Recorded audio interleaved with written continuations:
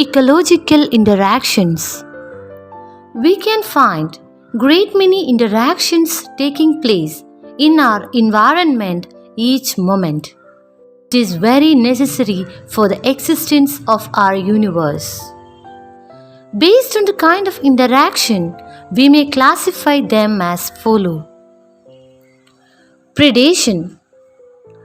Predation is beneficial to one but harmful to the other, as in the case of the deer and the tiger. Parasitism. The parasite depends on the host for nutrition.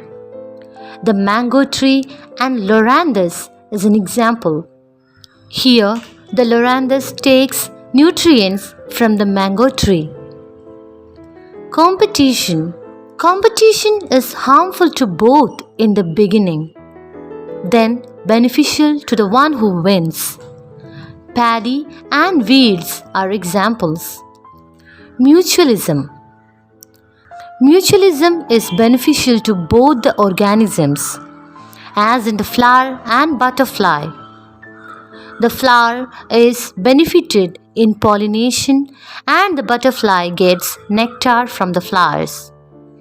Commensalism.